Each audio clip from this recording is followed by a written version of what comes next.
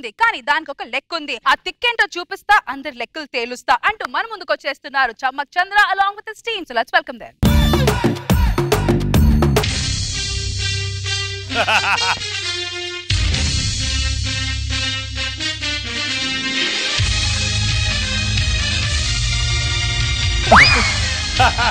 రాజాదిరాజ రాజ మార్తాండ రాజ గంభీర శ్రీ శ్రీ శ్రీ వీర ప్రతాప మహారాజు గారు ఏం చేస్తున్నారు?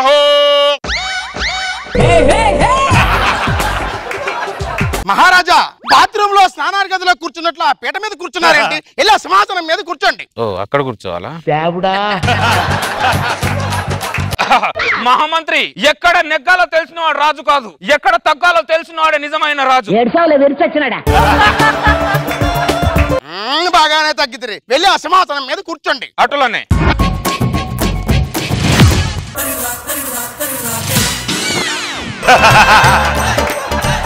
ఏమి చేస్తున్నారు? చలికత్తె ఊపుతున్నా. ఎందుకు? 2 నెలల నుంచి ఆవిడే ఊపుతుంది పాపం. 2 నెలలైనా 2 సంవత్సరాలైనా ఆవిడే ఊపాలి. ఓహో, మీరే ఊపాలంట. సింహాసనం మీద కూర్చోండి. కూర్చోండి ఏమిటి? సింహాసనం కొద్దిగా సౌకర్యంగా ఉంటే ఇలా కూర్చున్నాం మహామంత్రి. ఎలా కూర్చున్నావాలేను? సరిగ్గా కూర్చోండి. ఓకేనా? అటులనే. మహామంత్రి, ఆవిడెవరు? మా ఆవిడ ప్రభు. ఆవిడేంటి అలా ఉంది? కడుపుతో ఉంది ప్రభు. మహామంత్రి, మా చిన్నప్పటి నుంచి చూస్తున్నాను ఆడవాళ్ళకే కడుపు వస్తుంది, మగాళ్ళకి ఎందుకు రాదు? అలా రాదు ప్రభు. ఎందుకు రాదు? మా రాజ్యంలో ఆడమగాలు సమానత్వం ఉండాలని చెప్పారు కదా. ఎందులోనైనా సమానత్వం ఉంటుంది గాని ఆ ఒక్క విషయంలో మాత్రం సమానత్వం ఉండదు మహారాజా. ఏ చట్ట విరుద్ధమా? కాదు, సృష్టి విరుద్ధము. సృష్టిని ఆపి సృష్టి చేద్దాం. మన రాజ్య వైద్యులు ఏరి. రాజుగారికి ప్రణామం. మమ్మల్ని పిలవడానికి కారణం? ఆవిడ కడుపు తీసి వీడి కడుపులో వేయండి. ఆవిడ కడుపు తీసి వీడి కడుపులో వేయండి. అది ఎలా సాధ్యమవుతుంది మహారాజా? ఎందుకు సాధ్యం కాదు? సాధ్యం కానప్పుడు మీరు వైద్య శాస్త్రం ఎందుకు చదివితిరి? మాకు సక్రమంగా ఉపయోగపడినప్పుడు మీరు మాకెందుకు? మిమ్మల్ని రాజ బహిష్కరణ చేస్తున్నాను. మహామంత్రి, మీరు నన్ను కాపాడాలి. మహారాజా, పిల్లలు అన్న తర్వాత ఆడవాళ్లే కనాలి. పిల్లల్లో ఆడవాళ్ళ కళ అని చెప్పి మేము చదివిన పాఠ్య పుస్తకాల్లో లేదే. మీరు పుస్తకముల దాకా ఎక్కడ వచ్చేది? పలకా బలపం దగ్గరే ఆగిపోతారు. పలకా బలపం దగ్గరే ఆగిపోతారు. 2 సంవత్సరాలు చదివితేమి కదా? చదివితిరి. మొదటి సంవత్సరం ఆతో మొదలు పెట్టితిరి, 2వ సంవత్సరం ఆతో ముగించితిరి. ఆలు చదువులు కాదా? ఆలు అక్షరాలు కాదా? 2 అక్షరాలను అవమానించినందుకు మహామంత్రిని రాజ బహిష్కరణ చేస్తున్నాను. మీరు ఇలా బహిష్కరించి రాజ్యంలో సగం మంది ప్రజలు ఖాళీ అయితిరి. ఆ ఖాళీ అయిన ప్రజలతో ఒక ఊరి ఏర్పడినది. ఆ ఊరు కాస్త రాజ్యమైనది. మీ నాన్నగారి పరిపాలనకి మీ పరిపాలనకి చాలా వ్యత్యాసం ఉన్నది. ఏమిటా వ్యత్యాసము? మీ నాన్నగారి పరిపాలనలో పై రాజ్యపు రాజులు గజగజా వణికేవారు. మీ పరిపాలనలో మన రాజ్యంలోని ప్రజలే గజగజా వణుకుతున్నారు. చలికాలం కదా అలాగే వణుకుతారు. మహామంత్రి, మొన్న పక్క దేశ రాజ్యంలో భోజనానికి వెళ్ళాం. ఆ రాజు సింహం తల బొమ్మని తల మీద నిమురుతున్నాడు. అలా మేము కూడా నిమరవలే. తక్షణమే సింహం బొమ్మను తెప్పించదు. బొమ్మ నిమిరితే ఆ రాజుకు మాకు తేడా ఏమున్నది? మరి మాకు నిజమైన సింహం తలక కావాలి. మహారాజా, మీరు విన్నది నిజమే. తక్షణమే ప్రవేశపెట్టుము. వీటి చేష్టలు ఏమిటో అర్థం కావటం లేదు. మహామంత్రి, అంగట్లోకి వెళ్ళి బెల్లం తెమ్మన్నంత సులువుగా అడవికి వెళ్ళి సింహం ధర తెమ్మంటున్నాడు. ఇప్పుడు ఎలా? అంతే అంటారా? అంతే. వెళ్ళిరండి. సరే మహామంత్రి, ఇదిగోండి తీసుకొచ్చాను.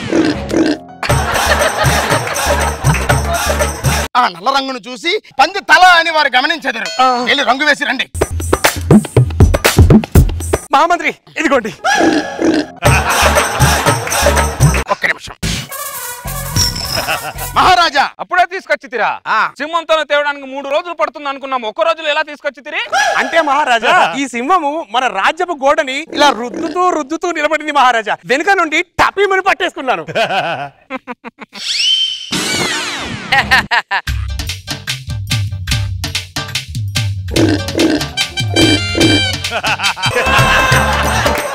మహామంత్రి, సింహం మూతేంటి ఇలా ఉన్నది?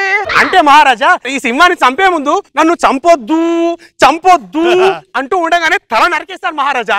అందుకే దాని మూతి అన్నట్టుగా ఇలా ఉండిపోయింది మహారాజా. సింహం భయంతో పెట్టిన మూతి అన్నమాట.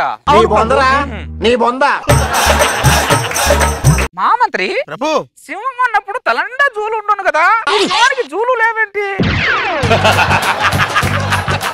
మీరు వెనక్కి తిరిగితే రాజుగారికి అనుమానం వచ్చును. ఇటు తిరగండి. మహారాజా, దీనికి బట్టతల వచ్చినది. అట్లా ఎట్లా వచ్చును?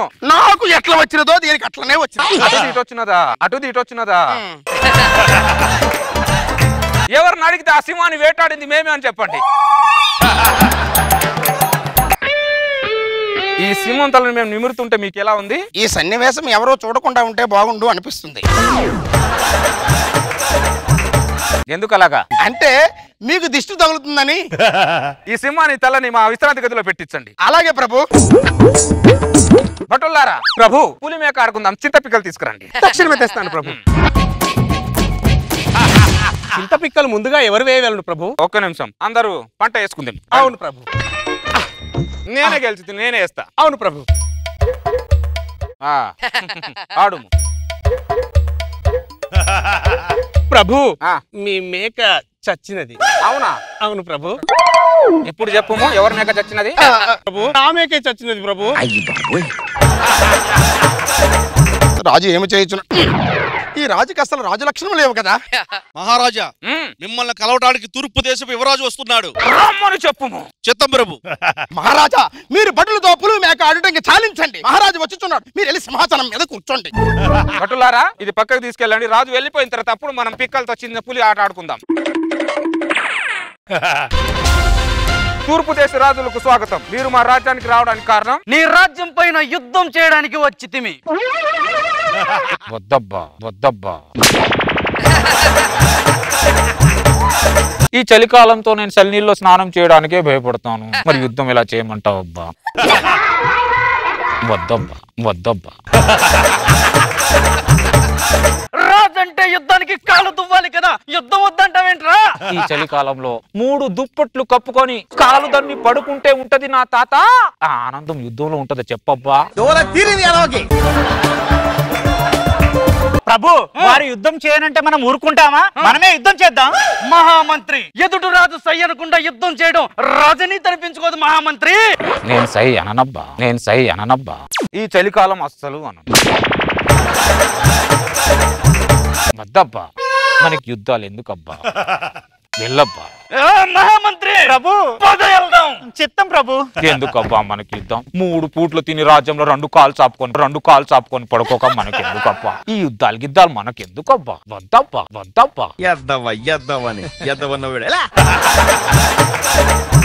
మహామంత్రి ప్రభు, వంట అయినదా? అయినది ప్రభు. పదండి తిందాం.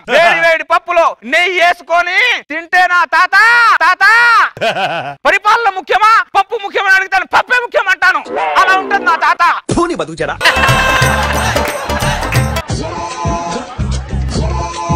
వీర ప్రతాప్ రాజా, బయటికి రమ్ము. తూర్పు దేశ రాజులకు స్వాగతం. మా రాజ్యానికి మీరు రావడానికి కారణం? చలికాలము యుద్ధము చెయ్యను అంటివి కదా, అందుకే ఈ ఎండాకాలమును వచ్చి తిని రమ్ము యుద్ధానికి. వద్దబ్బా. ఇంత ఎండలో పడి ఎందుకు వచ్చావబ్బా? వడదెబ్బ తగులుతుందబ్బా. సింహాసనం మీద కూర్చొని ఈ ఎండాకాలంలో ఈ చల్లటి మజ్జిగ తాగుతుంటే ఉంటది నా తాత. చలికాలం వస్తే చల్లో యుద్ధం చేయనంటావు, ఎండాకాలం వస్తే ఎండలో యుద్ధం చేయనంటావు. అసలు ఏ కాలంలో యుద్ధం చేస్తావురా నువ్వు? నేను ఏ కాలంలో యుద్ధం చెయ్యనబ్బా. వద్దబ్బా, నాకు ఏ యుద్ధం వద్దబ్బా.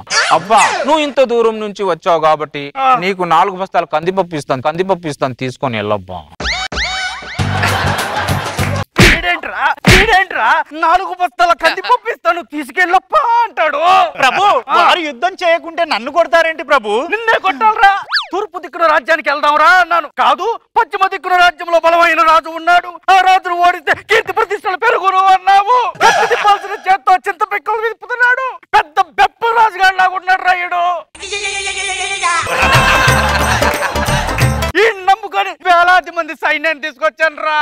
ఇంతమందిని ఎందుకు తెచ్చావబ్బా? వద్దబ్బా, అసలు యుద్ధమే వద్దబ్బా. నువ్వు వెళ్ళబ్బా. నీకు దండం పెడతాను రా. కావాలంటే యుద్ధంలో నేనే ఓడిపోతాను రా. ఒక్కసారి యుద్ధం చేయరా. ప్రభు మరి యుద్ధం చేసేలా లేరు, మన రాజ్యానికి వెళ్ళిపోదాం పద ప్రభు. ఒక్కసారి యుద్ధంరా. వెళ్ళబ్బా, నాకెందుకబ్బా యుద్ధాలు? 3 పూట్ల తిని రాజ్యంలో కాలు చాపుకొని పడుకోక మనకి ఎందుకబ్బా ఈ యుద్ధాలు? భటులారా, మంచి నిర్ణయం తీసుకుని తినా. మంచి నిర్ణయం ప్రభు. మనకి ఎందుకబ్బా ముద్ద పప్పుతో నెయ్యి చేసుకుని తినుకోక. పదండి. మా మంత్రి వంట అయినదా? అయినది ప్రభు. పదండి వడ్డించు.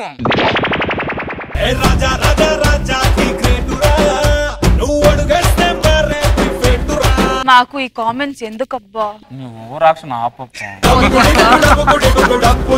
నాగబాబు గారు బాగుంది, ఇలాంటి రాజుని ఇప్పుడు చూడలే. గుడ్ అంటే రోజా గారు మంచి బెప్పర్ రాజు. అసలు ఫస్ట్ వచ్చి కింద కూర్చోగానే నవ్వొచ్చింది నాకు, కొత్తగా అనిపించింది. నైస్.